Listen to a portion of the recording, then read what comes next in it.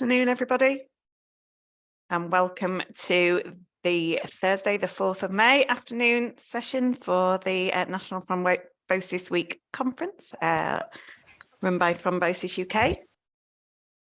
Welcome to the UK Clinical Pharmacy Association Hemostasis, Anticoagulation and Thrombosis Group session, where today we'll be addressing potentially preventable hospital-associated thrombosis. My name's Katherine Stirling. I'm a consultant pharmacist in anticoagulation and thrombosis at Leeds Teaching Hospitals. And today I'm joined by Ros Byrne, who's a lead anticoagulant pharmacist at King's, Vicky Collings, consultant pharmacist for hemostasis and thrombosis at Guy's, Wendy Sunter, anticoagulant and thrombosis pharmacist at Calderdale and Huddersfield Trust, and in the background, Sheena Patel from Chelsea and Westminster, who's an anticoagulation and med safety pharmacist who's done a huge amount of work putting all these slides together and done all that. So thank you, Sheena. She'll also be monitoring all the chat. Thank you very much to Joe and Thrombosis UK for inviting us to talk today. This is an interactive session, so please use the chat and the Q&A functions for asking any questions as we go through. The session today will be a bit of an overview around potentially preventable hospital-associated thrombosis, and then 4 cases looking at specific areas that, or specific cases where errors have occurred that would have been easily preventable.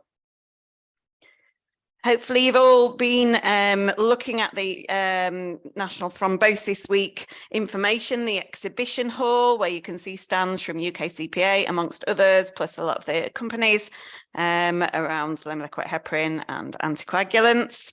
Their sponsors have done a lot of work around those, and thank you to them to enable this to go ahead. It looks very flash as you go into it. It sort of makes me wish I was actually in something other than a virtual presentation today.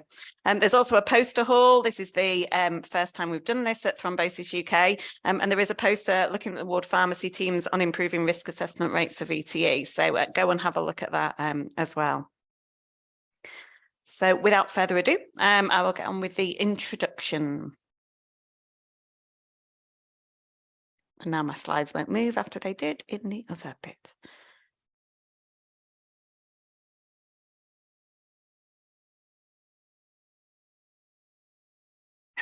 There we go. Sorry about that. Worked a bit quicker in the practice. So hospital-associated thrombosis, I'm sure as you'll all be aware, it's defined as an episode of VTE diagnosed during a current inpatient admission or within 90 days of a hospitalisation. And that includes day surgery with regional or general anaesthesia. But for those patients that are admitted for less than 12 hours, so maybe those coming in for infusions and things, or for day-case surgery with local anaesthesia, or if obviously the patient has a potential VTE on admission, those are all excluded. So hospital-associated thrombosis are always asked to do a root cause analysis, or the terminology more recently has been a systems-based patient safety incident investigation to look at root causes, contributory factors, and any changes to processes or symptoms that might be made, and look at whether the hat is potentially preventable. And obviously, if it is, then duty of candour rules apply. So apologies to the patient, and in written and verbal, depending what they want from that as well. Obviously, in terms of a VTE prevention care pathway, all patients 16 years and over should have a VTE risk assessment on admission. They should be given patient information if they need lemon-liquid heparin or some sort of pharmacological thromboprophylaxis. That should be prescribed and administered if indicated, and the same with mechanical thromboprophylaxis. And for discharge, if extended thromboprophylaxis is indicated, this should be prescribed, explained to the patient, and given on discharge. Obviously, all areas, there can be issues in the process. So VTE risk assessment completion or lack of, or inaccurate VTE risk assessment completion can obviously be an issue. Lots of places have it linked to electronic prescribing, or have things set up so that they can't prescribe unless they've done a VTE risk assessment. In Leeds, we have a little prompt if anyone tries to prescribe any anticoagulation to remind them that they do need to do the VTE risk assessments, but it is separate to our e-prescribing. But obviously, if that's not done, that might not pick up the VTE risk, but it also might not pick up bleeding risks. And we have had patients where it's VTE prophylaxis being prescribed and they hadn't picked up the bleeding risk associated. So important to do that and then to prescribe if appropriate. Sometimes, due to issues with systems, forgetting, being called away to do other jobs, no thromboprophylaxis is prescribed when it's indicated. Our risk assessment asks whether you want to prescribe anything, and then you jot down what you want to do, but it doesn't link with the prescribing system, so you have to go back out and into that. And sometimes, though it says on the form that they're going to prescribe something, nothing is prescribed. Obviously, that's as long as there are no contraindications present. Might be delayed prescribing. We all know how long patients are staying in A&E, and so there could be quite a long time before they get to a ward and get any VTE prophylaxis. Nice state, we should give it within 14 hours of admission if it's clinically appropriate, and you can set up systems on electronic prescribing to try and help with that, but we don't always manage to get a dose into a patient particularly quickly, especially if they've just missed the sort of 6 p.m. usual dosing time for low molecular heparin, and have to wait to the next day. But obviously that is a delay, and if the patient's really quite ill, that VTE could be forming at that point. You might prescribe the thromboprophylaxis. It might be prescribed to be given within 14 hours of admission and then daily, but it's not given or administered. Obviously, the clinical reason should always be given for any drug that's not being given or administered, but often sometimes that can be left blank. And I know there was, and I've forgotten the trust, I think it might have been around the sort of Bedfordshire area, who had done a lot of work on missed doses and things not given, and so making sure that was always discussed at handover, to point out any, and so they weren't having to call the nurse, when they were trying to sleep, to say, well, did you give that dose, or can you remember? Might be that the patients refuse the thromboprophylaxis. Sometimes that just gets noted as patient refused. So we're making sure that we're speaking to the clinical team, speaking to the patient about why they might not want it. We've definitely had a patient who refused it because they were Muslim and didn't want it based on religious grounds. That didn't get picked up for a number of days. So, picking that up, making sure they can speak to somebody, and then having a discussion with the patient and haematology if needed on alternatives. We've put enoxaparin on here. Other low molecular weight heparins are available, but no low molecular weight heparin on ward stock. I would imagine most wards keep it and keep the strengths that are required to be able to give VTE prophylactic doses. But obviously, they might be in a different place. Sometimes different wards have to open because of overspill of patients. We know how busy hospitals are all the time at the moment. So making sure that supplies are available for people to use, and if there is a omitted dose, that's getting looked at and escalated and stocked to that ward quickly.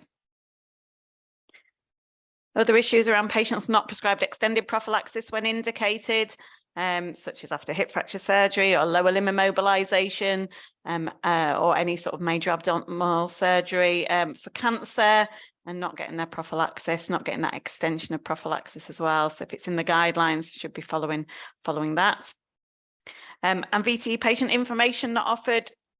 It's often difficult to think of the best way to get that to patients, isn't it? We've all done lovely leaflets in the past, but do they get kept on the ward? Do they get remembered to give to patients? Do the patients just throw them in the bin with all the other 20 leaflets that they get? How can we get that information there? One of our junior doctors did a QR code which linked to the leaflets, which was very clever, we thought, for his urology patients. We were all quite impressed because we'd not managed to get that done through IT.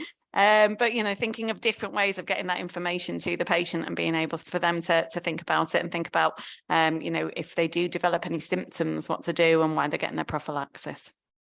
So, there are lots of things that with no intentional, but can go wrong through the process. And we can all work together to look at how we can reduce these happening, learning from events where they have happened, and some of these cases that we're going to go to now.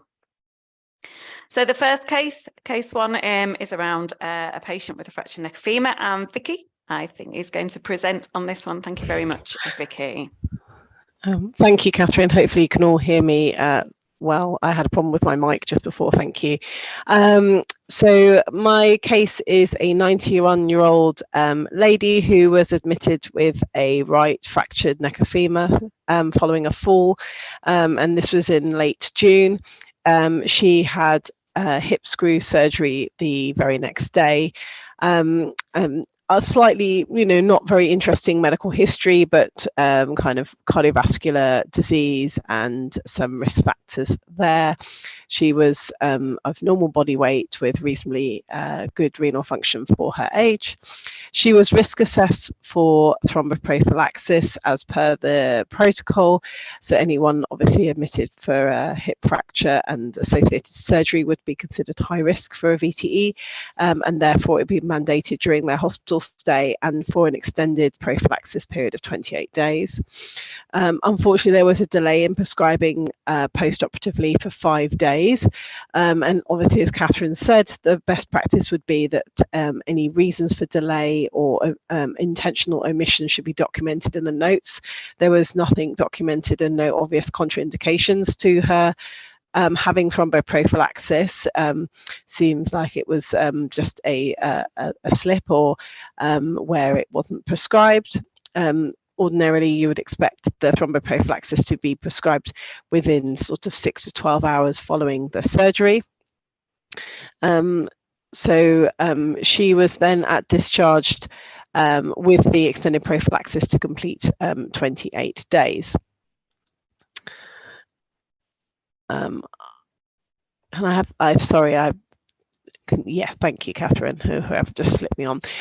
Anyway, unfortunately, she was readmitted less than 2 weeks later with hematemesis and melena, with a significant blood loss showing a hemoglobin of 52. So she was investigated for her GI bleed, and the gastroenterologist found 2 healed gastric ulcers, and she was also tested and treated for H. pylori infection. Obviously, during the acute bleed, she was the VTE prophylaxis was withheld, and also her aspirin, which she was taking for her angina, was also stopped at this time. Obviously, this would constitute a major bleed, so that seems reasonable that the anticoagulant and sort of antiplatelet agents were ceased. However, then again, within 90 days of her first admission, she was readmitted. So this is in early September, with another fall and also some other symptoms, including an AKI, some weight loss, vomiting, and this vomiting was intractable to standard treatment. So they had requested a CTPA really to look for any sort of signs of cancer, and unfortunately it was found that she had a small right-sided PE, but with no right heart strain. So she was treated then at that stage with 3 months of rivaroxaban for the provoked VTE. So some kind of key learning from this root cause analysis review was, first of all, the delay in the initial prescribing. So as Katherine says, we all have electronic systems, so using a systems-based approach to ensure that the risk assessment matches the prescription. I know that, for example, there are lots of alerts that could be used, or perhaps reports that pick up these patients that might be mismatched, or some intelligent integrated health systems which can pick up that there is a mismatch between the risk assessment and also the prescription, but making sure that that clinicians are not having alert fatigue and ignoring a plethora of alerts is really important. VTE risk should be constantly reassessed, and hospitalization, including any acute illness or surgery, and that does include a major bleed, would be a risk factor for VTE. Obviously, this patient would have had poor mobility due to her previous surgery and frailty. She's obviously a falls risk, so perhaps even not encouraged to mobilize as much as perhaps she should, because she'll need to be supervised. Obviously, a coagulopathy is normal following a major blood loss where you're regenerating particularly factor 8 and other clotting factors. And obviously there are other patient-specific risk factors, including obviously this lady had angina, she was on aspirin and that was stopped as well.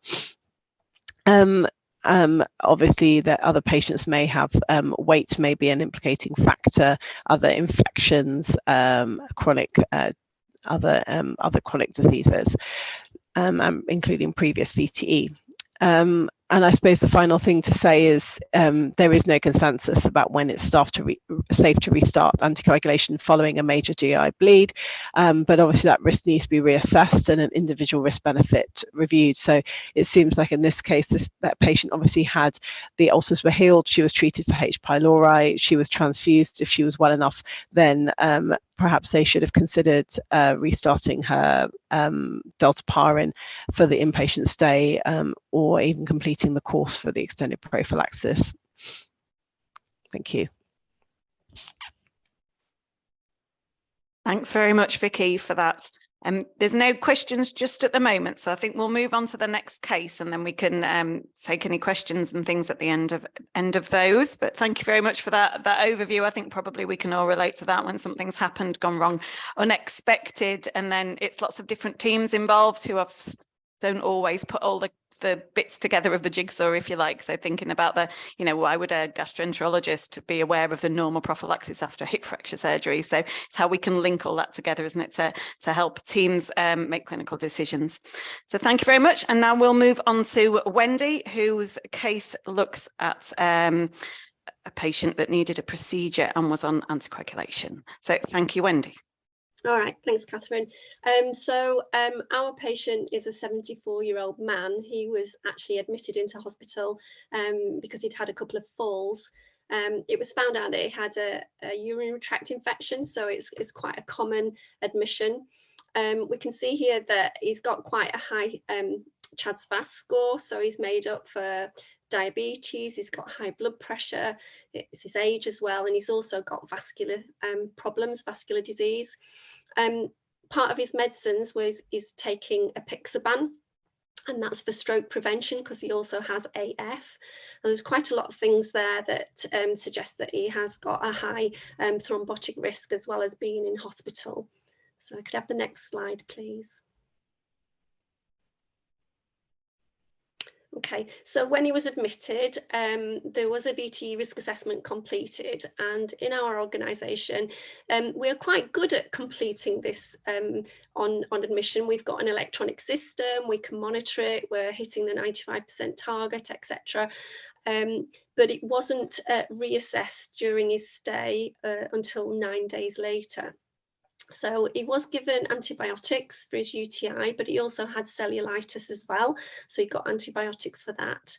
And something to note, though, with his peripheral vascular disease, he'd had a previous toe amputation, and there was concern over his foot that needed an urgent procedure because he was at risk of losing his foot. He was due for an angioplasty 2 weeks after the admission took place, so that was brought forward whilst he was an inpatient. So on admission, he was prescribed 5 milligrams of apixaban twice a day, but that was stopped 2 days prior to the date of the planned angioplasty, and that would be in line with our guidelines. So if you'd like to move forward, thank you. Unfortunately, when he went for the procedure, they weren't able to complete it because he couldn't keep still enough. So the plan was for him to have the procedure repeated but under anaesthesia.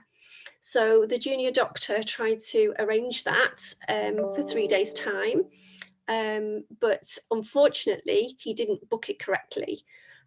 So this is like a procedural thing, trying to link in with anaesthetists, and it's a bit more complicated. So when he thought he was going to be having the procedure, he wasn't actually on the list and it couldn't be slotted in because it was more complex. So what they decided to do at that point, they replanned the procedure for another 3 days' time, and that was because of weekend staffing availability, etc. The problem that we had with this this plan is that they didn't repeat the VTE risk assessment, they didn't restart the apixaban, and so they hadn't actually thought about giving him any thromboprophylaxis in the meantime. So he didn't have any anticoagulation or prophylaxis for a total of 9 days prior to the first procedure. And sadly, this patient suffered a stroke on day 9, which was the day when he should have had the procedure repeated. Okay, next slide, please. So we can see here that there's lots of little things that we missed, really. So the fact that, you know, the procedure had been delayed twice, and really at that point we should have been looking at how long he'd been without anticoagulants and thromboprophylaxis and taken that into consideration. Inpatients are at higher risks of VTE, you know, the reduced mobility. He also had comorbidities with his diabetes, he's had cancer diagnosis, and he was overweight as well. So I think these are similar themes that are coming through about repeating the VTE risk assessment. So it's not only just doing it on admission and ticking your box and getting 95%. Clinically, for each patient, you need to be thinking, if the situation has changed, we need to be repeating that risk assessment and actually prescribing either thromboprophylaxis or treatment dose of anticoagulation. So it's really important that we share this learning, that we raise awareness. When you're looking at treatment sheets or, you know, reviewing the patient on a ward round, you know, thinking about the number of missed doses and the time without any anticoagulation or thromboprophylaxis, it may have been appropriate for this, because we couldn't arrange this procedure, to be delayed even further into be restarted on his anticoagulation. I mean, in this case, he probably did urgently need the procedure, but it is really important to look at the patient holistically and look at those missed doses and what they need, and review the balance and the risks. Thank you. Thank you, Wendy. Yeah, I think probably we can all relate to patients where procedures have been cancelled or delayed, and nobody's thought in the meantime about their VTE risks or the fact they're in hospital. Often that, you know, initial anticoagulant, they forget that once it's stopped or delayed, or the patient's not able to take it, that we need to reassess and think about what we need to do to cover as well. So thank you for that. Again, no questions in the chat. Do pop some in if you want to comment on anything that's gone on there. There are a couple of questions or in the Q&A. I'm going to take those at the end if that's okay, because I think they're probably for a group discussion.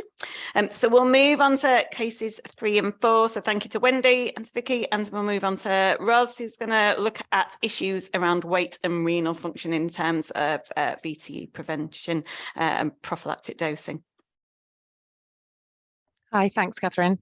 Okay, so yeah, I'm just going to really focus on the pitfalls around dosing for weight and renal function, really.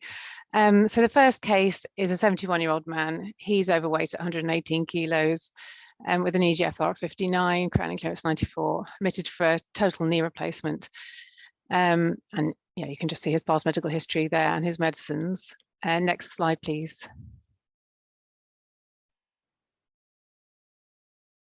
Oh, thanks. So for this patient, shockingly, there was actually no initial VTE risk assessment and no thromboprophylaxis prescribed. And then he had a deterioration post-procedure, and the two things may well be related, with a drop in his hemoglobin, although no bleeding site for that was found. So you've got two issues here, I guess, with the high body weight and patients that are bleeding and then not re-risk assessed. So for this patient, 3 days post-op, they did eventually do a risk assessment and classed him as high risk of VTE, high risk of bleeding, I guess for obvious reasons. However, this wasn't reassessed. And I think this happens a lot with patients that are either post-op and bleeding or even admitted with bleeding, and they don't get reassessed. And especially this happens for patients that are on anticoagulation when they're admitted with bleeding, and then they don't get a risk assessment or they don't get reassessed. So for this patient, to add complication to this case, someone decided to prescribe, probably realized that they should be on some thromboprophylaxis at this point and the bleeding risk has subsided, but rather than doing a risk assessment, they just prescribed enoxaparin 40 milligrams. And our pharmacists are quite good at picking up these dosing errors. So we would use a higher dose because this patient is over 100 kilos. And so the pharmacist prompted the team to increase the dose. And this was written in the notes several times. And this is something we often find when we're looking back at these hats and trying to work out what happened. The pharmacists have picked this up and have written in the notes, but nothing has been actioned. And then this patient went on to be diagnosed with a segmental PE. So this we class then obviously as potentially preventable because they missed doses. They had inadequate dose of, I mean, even if you could say that they were high risk of bleeding, and that's why they didn't get any thromboprophylaxis to start off with, they did have inadequate thromboprophylaxis under our guideline. And there was a failure to reassess the patient. And I'll come on later to a bit of what our normal practice is and what we sort of did about these cases. So yeah, next slide, please. So just in terms of renal function, this patient was an 83-year-old woman who's only 58 kilos, admitted with community-acquired pneumonia and an AKI with an eGFR of 25 and creatinine clearance of 20 mils per minute. Next slide, please. So they did luckily have a VTE risk assessment on admission and were classed as you'd expect, high risk of VTE, low risk of bleeding, and prescribed appropriately for our guideline, which I'll show you shortly, 20 milligrams of enoxaparin, which we dose adjust on eGFR, and the eGFR was 25. And then again, this wasn't reassessed. So the AKI resolved, the eGFR went up to 60. No adjustment was made to the enoxaparin dose for 4 days. So she had inadequate thromboprophylaxis for 4 days and then was diagnosed with a distal DVT. And again, we have to class that as potentially preventable. Whether it is or not is probably up for discussion. But she did get 4 inadequate doses of thromboprophylaxis, and there was a failure to review that. Next slide, please. So in terms of reducing the risk, it's really important to have clear, written, well-communicated guidelines, easy to access for prescribers when they're prescribing these things. So these are our guidelines. We use eGFR instead of calculated creatinine clearance, which I think is unusual. And the decision for that was made on a sort of a pragmatic level, really, just that it's easier for clinicians to see eGFR and use that as a way of dose adjusting rather than having to calculate creatinine clearance for every single patient, because let's face it, most patients do end up needing some form of thromboprophylaxis. So we dose reduce for patients under 50 kilos, which I think is quite standard. And then we dose increase over 100 kilos, and then again over 150 kilos. And recently we've added a caveat to use BD dosing, so split dosing in the immediate post-op period, because I think there was some concern and experience from particularly orthopedic surgeons about, I guess, oozing and bleeding post-op.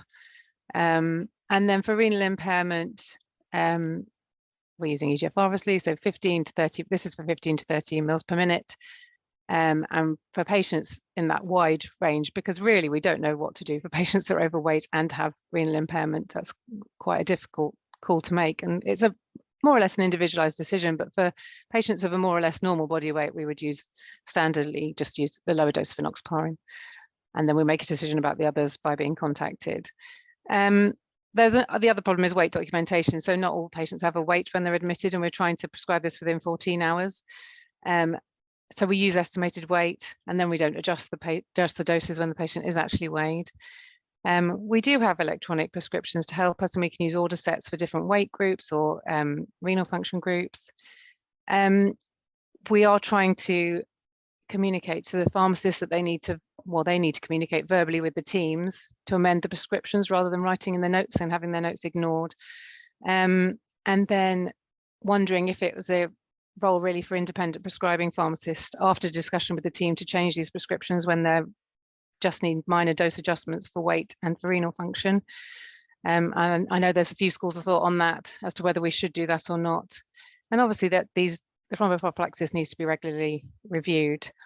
I think in terms of the pharmacist communication, and the weight, when we've used estimated weight, we've sort of introduced a system where pharmacists document that the dosing is based on estimated weight, and then once the patient is weighed, hand over to adjust the dose. So they will endorse the prescription so that it's obvious to everybody that the dose may need adjusting.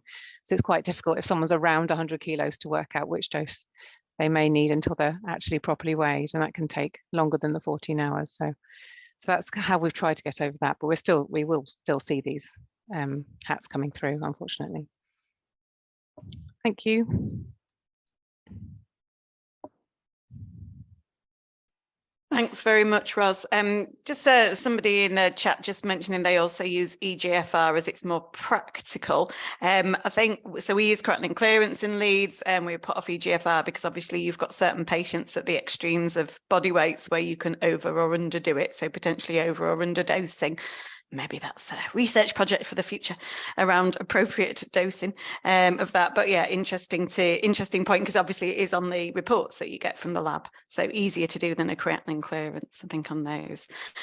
Can I just ask a question around weight? Because one of the things we've found is that actually wards don't have very good equipment to weigh people, especially for patients who are not very mobile, maybe need a hoist weight or and so they have scales that they can't stand on, for example. So we sort of set up people to fail really a little bit in that. I just wondered if anyone has cracked this that we could learn from in terms of what weighing equipment do you have? Because actually it's not just, you know, low molecular weight heparin and VTE prophylaxis, though obviously that's quite a large thing, isn't it? Because most patients are on it. But, you know, it's not just this that we're looking at for weight. There's lots of other drug dosing and nutrition, ascites, heart failure, patients that need accurate weights. I just wondered if any of the team had cracked that yet, or anybody wants to put in the chat if they have, in terms of weighing pat slides or other such things. Anyone wants to shout out from the team? I don't think Ros? we solved that. I think also it's the documentation of the weight. Even if you do get a weight that's documented in several different places, that needs to be more uniform, I think, for people looking for weights, accurate weights. I'm not sure that anyone solved that problem of weighing every patient as they're admitted, have they? Unfortunately. Vicky? I would say that some wards I've worked on have been very good. So particularly like cardiology, for example, you know, with the kind of fluid overloaded heart failure patients, they tend to have weighing chairs on like various parts of the ward, like more than one, which is helpful. We do have a uniform place to document it, but they can document it as not recorded, which is a no-ending frustration to me when I click on to see the weight and then it says not recorded or not possible. I think it's part of the nurse's admission pack to do a weight and to assess their nutritional status, but it doesn't force a weight. So I think the patients that are difficult to weigh are still can be excluded, and that actually those are probably the most important, to be honest. So I'm not sure we've cracked it either, sorry. I think someone in the chat has put that the manual handling team at Kettering have a variety of scales, bed scales that they can help, and patients are weighed in the ED, and that's on the handover sheet. So they sound like they're doing something good. Well, be in touch, Kettering team for that. We also get issues where I went to see an 100-year-old with a DVT and it said he was 40 kilos. So I was going, oh, what are we going to give for him? And then I realized it also said he was 100 centimeters tall. And I went to look at him and he definitely was a little bit bigger than 100 centimeters. So they've just written some random numbers in there. And we've definitely had patients where they've put the height in the weight and nobody's noticed that maybe that patient isn't really 150 kilos, and sometimes it is, right? But I think we haven't got a function that sort of goes, are you sure? You know, this is incredibly different to last time, or this is a very unusual weight for a patient. So sometimes things just get accepted as well. Wendy, did you have something to come in on there? Just sometimes we have got a specific place to record the weight on our electronic prescribing system, which is useful, but it doesn't always get filled in. But sometimes we use estimated weights where they measure arms and things like that from the nutrition side of things. So but I think it is just, and you're right, checking that it seems right, because and also looking at the dates. So with an electronic system, you have it and it might be sort of several months out of date or years even, and changes in weight have occurred. So I suppose it's looking for changes as well, and whether you'll accept something that's a few months old, and which might be acceptable if the patient hasn't changed weight, but if there's been a significant change to them, then really I think if we can weigh them, it's the best option. Yeah, it is important for lots of things, isn't it? But it is something that we'll struggle with a little bit, I think, in there. So it sounds like there's a few places we might be in touch that might be doing better on it than we are, and maybe just trying to get the right equipment for the nurses so that it's easy. It's an easy thing for them to do, because then it tends to get done more, doesn't it? There. So thank you very much to Vicky, Wendy and Ros for those cases, just to get you thinking about, some of the things that can go wrong in patients and end up with a VTE or a stroke in Wendy's case. I think one of the things that was mentioned at the beginning, and one of the things that often we don't get right, is around how to get information to patients about this so they can look out for these things. They're aware of what we're doing when somebody's coming and stabbing them each day with some heparin of some sort, why they need to continue it after discharge if they're somebody who's on extended prophylaxis. See on here we've got a pregnancy leaflet, and I think some women, for those of you that are aware of sort of VTE risks around pregnancy and the recommendations around VTE prophylaxis postpartum, it can be, you could have had 3 babies and nothing, and suddenly on your 4th you need 6 weeks of low molecular weight heparin. If that's not explained, you can see why people don't do it. And we've definitely had, not here, but I've been aware of cases where their patients had a VTE because they didn't really see why they needed 6 weeks, because their last baby, they didn't have any things around, or their last surgery, they didn't need anything afterwards. So the importance of explaining that to the patient and what they need it for. And then, if it is stopped or they have troubles with supply, what they need to do. And thinking about VTE when after discharge as well. I know some people have put things on their discharge letters. So it's like, think about the signs and symptoms. This is what you need to go into to A&E with if any of these occur because you've been in hospital. So just thinking of ways to prompt people to look after themselves and report anything straight away, but also to ask questions around their VTE. And we say we've got some lovely leaflets, but you go around and half the wards don't have them. So looking at different methods of getting that information to patients, thinking about scanning QR codes. I think Stefan, one of our committee members who's been busy on the Q&A, had put something around the QR code link to the video done at King's. Ros, that's got lots of information on there, so patients can scan it and watch it at their leisure and think different ways of getting that information there rather than lots of bits of paper which probably just get put in the recycling. Sorry to interrupt, Katherine. Can I just ask, where do you put the QR code? So for the ones that we had done, we had posters on the wall with a QR code that patients could scan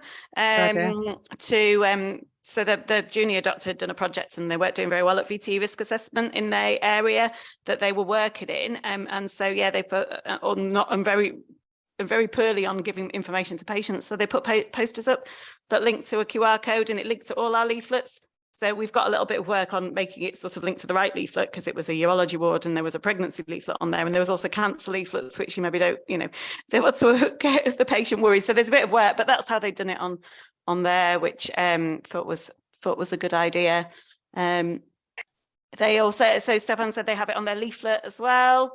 We're just doing a project at the moment on our acute floor where we're giving out leaflets to appropriate patients at drug history. So when we're doing the meds rec and things, if the patient is at risk of VTE, we're giving out little information leaflets which have got codes in as well. But that's in its early stages, and it's really difficult to sustain that. But I think everything that we can, because the other thing is when we've done an audit on that, you can give them out, but if the patients don't look at them or don't understand, so I think it's really important to be talking to patients, so nurses when they're administering the medicines and at each stage. And it's great to put it on the discharge letter, but if nobody points it out, they might not look at it and things. So communication's key, isn't it? Yeah, I think absolutely. We've got lots of opportunities to talk to patients about VTE, haven't we? If we're as pharmacists going and reviewing the medicines, going, oh, you've been prescribed this and this is what it's for and things, as well as, can get information leaflets, enabling the nurses to feel confident in discussing it and the doctors when they're doing the risk assessment. I think with electronic prescribing and lots of electronic systems for notes, don't know what you think, but it's harder to go to that patient about that. You can hide in an office and write lots of things now, whereas before, if there was a drug chart at the end of the bed, you'd go to that bed. So it's getting yourself to making sure people are feeling confident going and discussing those things with the patients. But there's lots of great examples. Thrombosis UK have done lots of good stuff as well around patient information, getting patients involved in this to look after their own healthcare and report problems as they are going on. So just some key messages, and then we'll go through some of the queries in the chat. So just, the importance of VTE risk assessment, whatever systems you use in your hospital for flagging that up. We're all, as healthcare professionals, able to make sure patients have an appropriate VTE risk assessment. It's important for all of us. Those of you in pharmacy teams obviously want to make sure patients are on the right drug and the right dose. So making sure that VTE risk assessment is done, and working with the people that tend to do them the most, so junior doctors, ACPs, to see how we can make it easier to do the right thing and do the right thing early on in that patient's journey as well, and the prompts to think about it. Again, we've just had some work on our early pregnancy gynae sort of assessment unit, and they're going, can it not just flag up every day for a risk assessment? I'm like, I think that might upset the rest of the hospital with it coming. But how do you get people to think about a risk assessment? You can put an electronic system in, but is that gonna, how can you? It's very hard for it to, to not get over sort of over alert, isn't too many alerts, so things get ignored. Ensuring appropriate prescribing of thromboprophylaxis according to weight and renal function. We've seen Ros's examples there. We have something similar, though we're a little less worried about low creatinine clearances. And that's definitely a question I'm going to ask Ros a bit later. But, appropriate prescribing. With electronic prescribing, you can often put protocols on so they can choose the right weight and the right renal function and pick the right dose for that. But obviously thinking about if the weight's changing, if the renal function, you're coming with an AKI, then that's likely to get better. So how we flag it up that's probably going to need a dose change at some point. Reviewing held anticoagulant prescriptions. Absolutely, we do see a lot of, they didn't have that for 5 days, and nobody thought about VTE prophylaxis or, treatment dose, like heparin to cover while they can't take something orally. So making sure that there's awareness. And I think it was Stefan again actually said, I think I need to add that to our VTE guidelines. And I think he's got a point actually in terms of, if a patient comes in on anticoagulation, in the past, everyone knew what to do if they're on warfarin, if their INR dropped and things. Well, I say new, I don't think we always did it, but with the DOACs, we don't always think about it so much sometimes, or don't notice that they've not had a dose or not been able to take something. So, what should we be doing? When should we be using VTE prophylaxis? When should we be using full dose limited heparin? Having guidance or things available for the teams to help them with what to do. And reviewing omitted and delayed doses as well. Do we always have a look at what patients haven't taken? Is it just because they haven't got any stock on the ward? Is there something deeper? We had the patient I said before had been refusing their low molecular heparin because it was pork-based, had actually been receiving it through the circuit in his dialysis for some years prior to coming into hospital. I know it's a little bit different because you're not having it directly into the patient, but nobody had picked up this. It took about a week for someone to realise he wasn't having it, and the reason he wasn't having it, and to go and explain and talk about other options, of which there are not many in a dialysis patient, are there? So patients who refuse as well, what can we talk about? Are there any other options? Is it that they're entirely needle phobic and just any time anybody comes near them that they just completely freak and don't want anything? There are obviously some rivaroxaban and some DOACs that have been licensed for certain procedures and certain prophylaxis in certain surgical patients. Would it be appropriate to use those?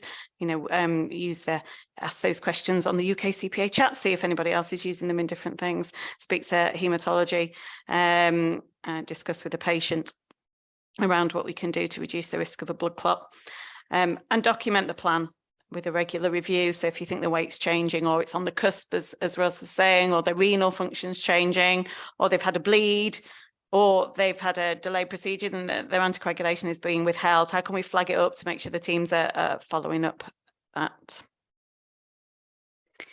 So I hope that's been helpful to everybody. Hope you've thought of a few things you can take back to your own practices on the things that we've discussed. I'll go to the chat and the questions there around what we've got. So one of the questions was around patients that are on anticoagulation and come into hospital and they don't get it, or they're not being given it because they're nil by mouth or because they're stopping it for a procedure. Do any of you have some guidance on what to do, when to use VTE prophylaxis, when to use treatment dose low molecular weight heparin around that sort of patients in your guidance, so people know what they should switch to, if you like? Anyone have anything? Because I don't think we have anything specific really that's of help there. No, we don't. I mean, I guess we're just assuming that they will just use if they're off the normal anticoagulation, they'll just use the, VTE risk assess and use what thromboprophylaxis is indicated from that. But no, we don't mention it specifically, and maybe we should. Yeah, I think it's so if they've had a history of VTE, sometimes we make sure they're on some VTE prophylaxis. I think for the example that Wendy gave, often those patients with atrial fibrillation and they're off their anticoagulant, when should we be thinking about VTE prophylaxis, and when do they actually need sort of full dose limb-liquid heparin? I think that's a question I don't think we ever really have the answer for. We think about valves, don't we, and giving them the usual treatment dose limb-liquid heparin if they're off their anticoagulant, if they're off the warfarin. But those AF patients, it's important, Katherine, isn't it, that when people are doing that they'll say, oh, it's only for AF, but if they've got a really high CHA2DS2-VASc score, then that's the time when really we should be giving them something rather than not. And the other thing that we come across quite a lot is when patients are going in for outpatient procedures, so colonoscopies or endoscopies, things like that, when whether they're being bridged or not, and what they need. And we do have some guidelines around that, but I know particularly for warfarin patients, sometimes that's not getting followed up. So I think that communication between your anticoagulant clinic, but we're getting better actually with our patients, because the patients are coming to us and saying, don't I need this, or which is really good, because it highlights it, because the warfarin clinic might not know that the patient's going for a particular procedure, but then their patients contacting us. So I think that's really good, sort of empowering the patients to highlight these issues as well. Absolutely, yeah, to be asking those questions on that. Vicky, have you got anything in your guidance about what to do at all? So we do have a bridging protocol for DOACs generally, and we would normally, only if it's for VTE prevention, use a prophylactic dose, or for AF. The only kind of caveat to that is if they've had a VTE or a stroke within the last 3 months, basically.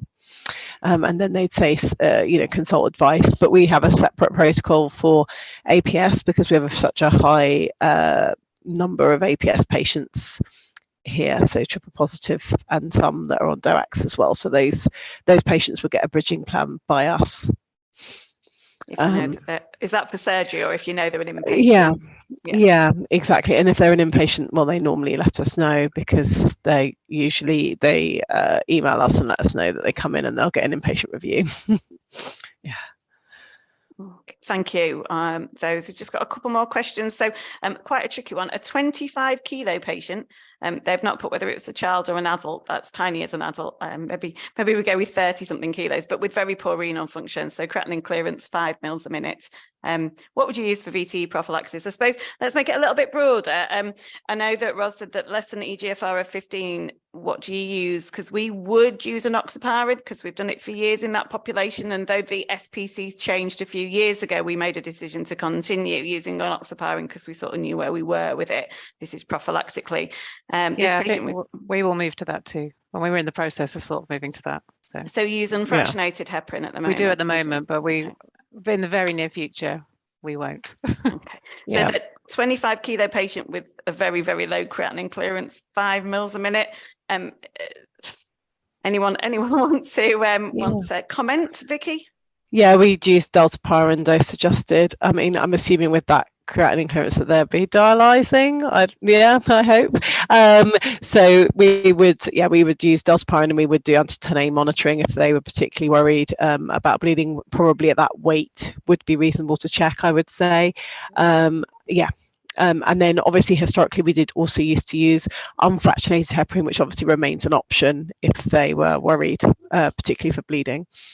Yeah, I think that thinking about, we'd use enoxaparin 20 milligrams, but you're nearly a milligram per kilogram. You're nearly at a treatment dose there, aren't you, with that? So yeah, we'd probably do some levels and think about it around dialysis and what we were giving in that patient. really, really tricky one, I think, for that. So yeah, those are the ones often get a good debate with the haematologists, and or if you're a UKCPA member, put it on the forum, we can see what we get. But yeah, I think probably we would definitely be doing some sort of anti-10A levels and doing things. We have a large paediatric unit in Leeds, so we are used to, the paediatric teams are used to taking bits out of syringes to give small amounts to babies. So we would, though we wouldn't advocate that generally in an adult practice, if we were that worried, that might be something that we would be thinking about there. Katherine, there was just a comment on your patient who had refused on religious grounds. I think so that patient, I think once we found out, I think we had a chat with them about the fact that they'd been receiving it through the dialysis circuit for some years, and obviously that had been keeping them safe. And the reason that we needed to give it them at the moment, you are a bit stuck, aren't you, with dialysis patients, because other patients would use fondaparinux, but that becomes all very awkward through dialysis. So I think with him, because he had we had some issues then, he had it before through dialysis, that he continued with it in the end. But it was how, nobody had flagged it up. I think the time they hadn't flagged it up for such a long time as well. It's about, why has nobody noticed or realised this man's refusing it? But I suppose it's a different nurse every day if nobody's looking at the chart. So making sure, when you're reviewing a chart, you're having a quick look at all that as well would be helpful. We've had similar cases before. We've asked the imam to come and speak to the patient as well, and they're usually pretty helpful at providing that sort of holistic advice, especially if alternatives don't exist. It's not necessarily just with heparins, but with other drugs as well. Yeah, that's a good idea, and just trying to explain to the patient why, if there aren't any really other reasonable options, then why we think this is the best one for them. Sometimes there are. One of my colleagues has put in the chat, must have said something about speaking to the haematologist, and said sometimes we'd ask the pharmacist. Yeah, it's about teamwork, isn't it? What makes the dream work, and all using each other's skills to come up with a plan together. So yeah, thank you. And someone else around, what do you use instead of low molecular heparin for your vegan or Muslim patients? So we do have fondaparinux available. It says in our VTE Prevention leaflet, which I've obviously discussed, we don't look at very much. Nobody look that they are pork based. So we do have fondaparinux available, and we talk about it in training and things, so people are aware of that. If they can't, we've had really complicated things around, fondaparinux and dialysis, and trying to do levels for those patients that really don't, that need some treatment but refuse it. So it is sometimes difficult. Obviously, you could think about things around with, I suppose, for non-dialysis patients, then could you use the oral agents? They're not always licensed, but they are licensed in the States for medical prophylaxis. Obviously, some places have used them for COVID as well. So another thing to think about. So I think we've had them. Yeah, I think we've had similar where we've used RIV, for example, for patients who have had HIT and couldn't have Fonda for whatever reason. Yeah. So we've got but probably if they're vegan, they're not going to be able to have any medicine, so it's probably not just the heparin. So if many of the medicines will not be vegan, so it just might be the heparin that they're aware of, but actually there may be many other things, so there may be a bigger question than just the heparin for them.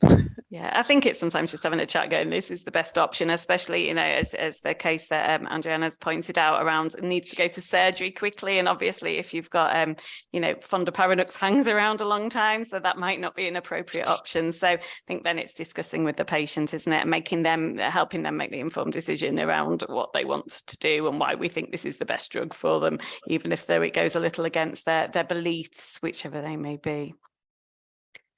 And a question, good question from Stefan right at the beginning of the session, which I said I'd cover in the last few minutes. Recent developments in terms of VTE risk assessment, because the one we use is still the one from 2010.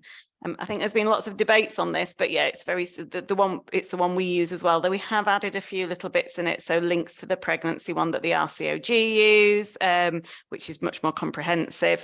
And we've added other cautions that people have wanted in time. Ros, have you got do you do anything different? Do you use any other risk assessment form? No, I mean, it's basically, yes, that is the basic risk assessment, but as you say, we've added in extra things as they've come up in incidents and, you know, just requests from people. So they're all a bit modified, aren't they, for individual trusts? But yes, that's the basic risk assessment. Yeah. Still. Vicky, anything else to add? No, we've also, similar to Ros, we're amalgamating as well with King's at the moment. So I think we've a few minor tweaks, but nothing profound. Just a clarification probably for sort of specialist patients. Similar. And Wendy, anything else from you? Yeah, no, we do the same thing. Yeah. Yeah, we've added bits. We've added a little bit. Obviously, there's a bit more rivaroxaban low dose use. You know, the 2.5 milligrams BD. So making sure that, you know, that wouldn't preclude you having a low molecular heparin for VTE prophylaxis, because we don't know if that's going to provide enough VTE prophylaxis there. So it's those sorts of things around thinking about that. Just quickly, what do people do with that? If you've got somebody on 2.5 BD rivaroxaban, would you give VTE prophylaxis on top, or do you just hold the very low dose rivaroxaban? For that, Vicky, hold the riv is what I would say. Yeah, because it just confuses everyone.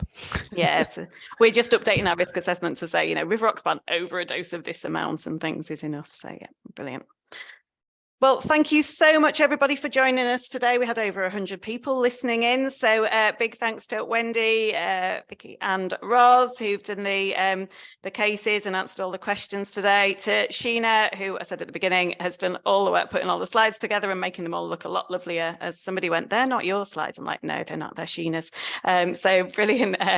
So thank you, big team effort from us. And thank you all for joining, for your comments in the chats and the Q&A as well. We really appreciate you joining us today. And finally to Joe and Thrombosis UK for inviting us.